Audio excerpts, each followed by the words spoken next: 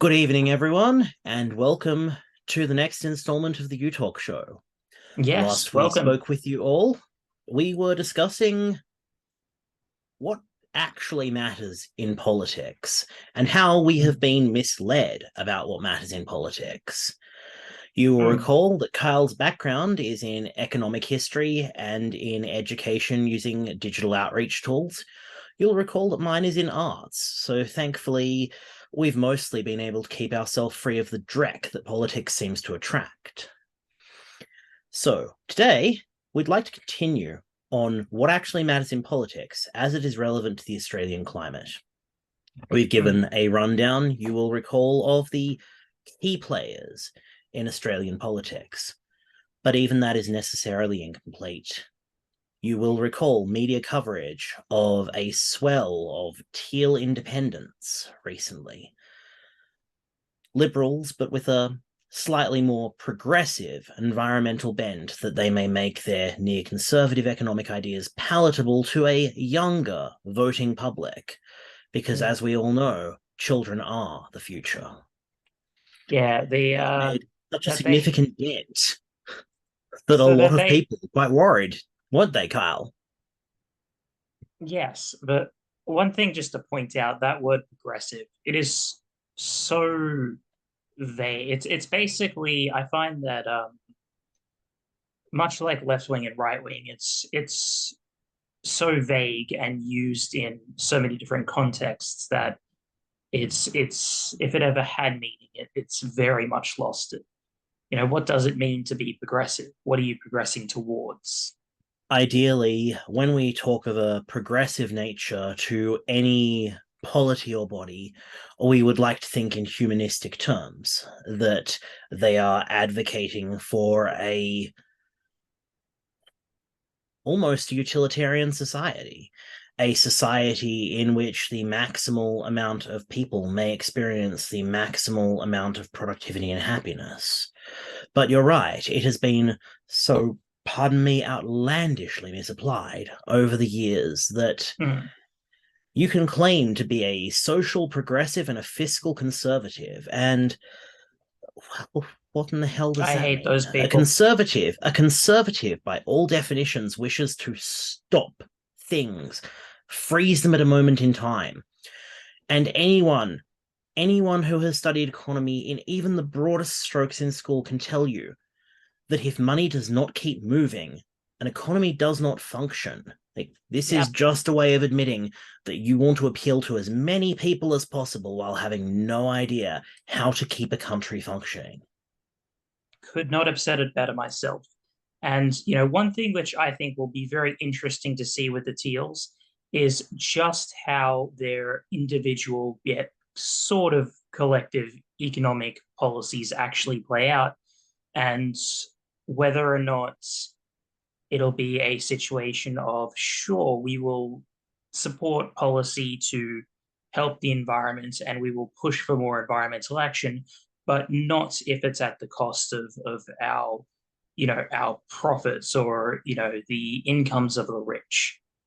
Just I how think far are they willing to go, and just how far does their principles go? Are they willing to sacrifice for it, and are their constituents willing to sacrifice for it?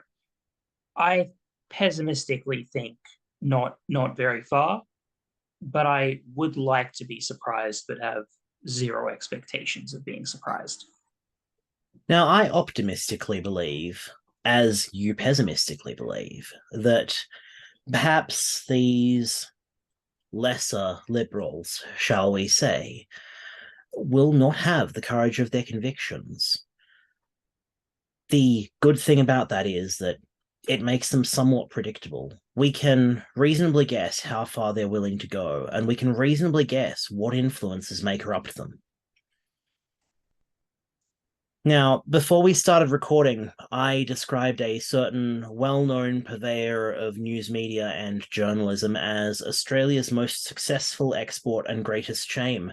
And in the interests of not getting our asses sued over at the U Talk show here, I am not going to name the gentleman, but I'm sure that with a little bit of Googling, you can figure out who I'm talking about. This comes up because one of the things we weren't able to cover in the last video we shot was the undue influence of the media on Australian politics. And you can even see a tinge of it in how I am addressing politics right now. We are all a product of our environment, and we can only be as informed as the information that we consume allows us to be. When we are stuck arguing in these false dichotomies, left versus right, progressive versus conservative, and I shudder to think what a regressive would be, we get stuck in a feedback loop of being distracted about the matters that are truly important. So I'm going to ask Kyle to take over here because he has a lot more experience in how exactly the media can shape discourse about politics. And I think it's important that we use our remaining time today to briefly cover that before we segue into how this has affected our standing in the world and our economic position. Yes. So, how does media affect politics?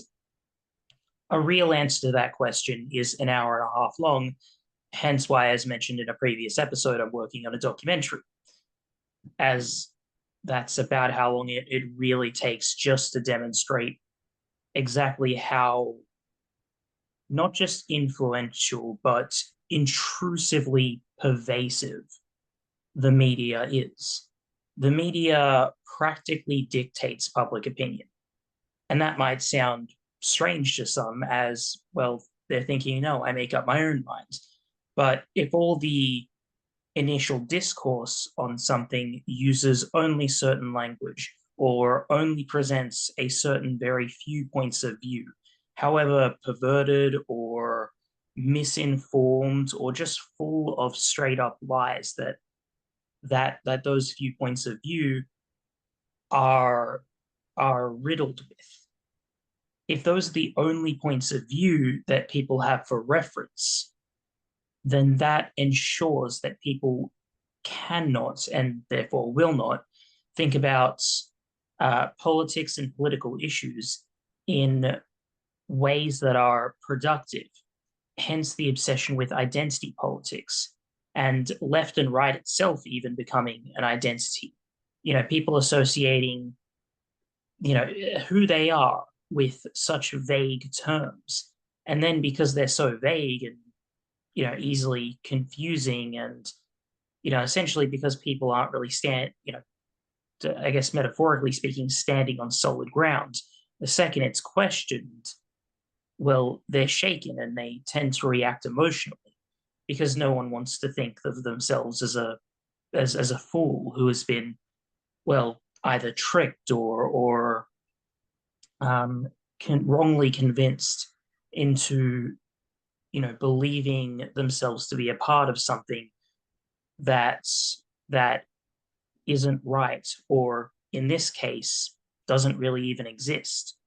You know, left and right in politics are about as real as the tooth fairy. And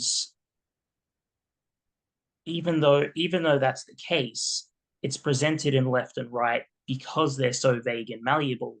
And because they're so vague and malleable, you can ascribe any manner of different attributes or um, undesirable traits onto political opponents.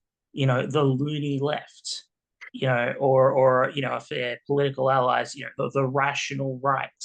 Now, those are very simple examples, but you know, then you know, I remember a quote by James Morrow. I'll probably just paraphrase it here. He's a presenter on Sky News, um, and he was saying that you know the family, the household, the you know all the building blocks of society that the left, whatever that is, have been trying to kick out from under us for decades. But because the left doesn't refer to anything specific, well, essentially it's just a straw man that's being built, you know, something that's being purpose built to look bad and just to be set on fire so that you know the people start lighting the fires can then essentially seem like you know the heroes of truth and justice and you know the people who are standing up for free speech. such as a lot of the politicians and also media personalities, who used to just on and on about free speech nonstop. They would just keep going on. The second that regular people started having free speech via the internet and internet forums, and that they could communicate directly with just about everyone, including themselves, their first reaction was to support things like, what were supposedly online anti-bullying laws, but what were really just laws to silence critics. And that it's so hypocritical.